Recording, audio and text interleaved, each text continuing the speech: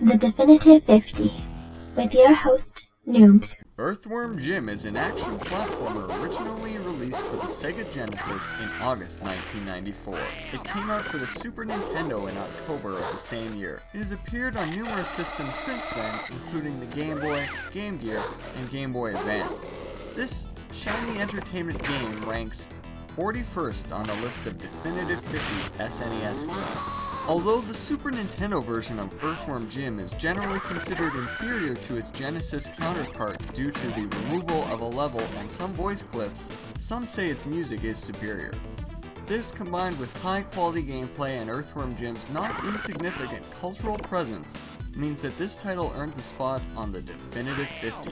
Earthworm Jim's story and artistic direction are famously bizarre.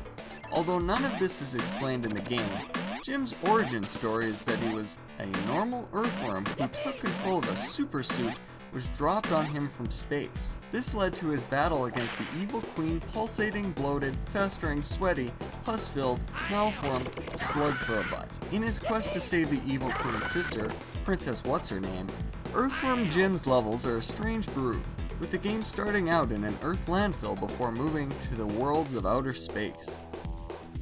Jim and the other characters in the game are beautifully animated and every bit as wacky as their environment. Jim's suit frequently yanks Jim out of itself and uses him like a whip to attack enemies or swing from hook. Like many action platformers, Earthworm Jim has only a few number of levels, but each one is lengthy and extremely difficult. Even on its easiest setting, this game can be a challenge to a novice. This is another game that is designed with the expectation that players will play from the beginning over and over again, improving each time and getting further and further. There is no ability to save.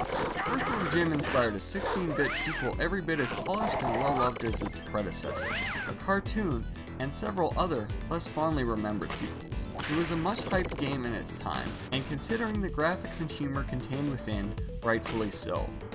Check back next week for entry 40 on the Definitive 50 SNES games.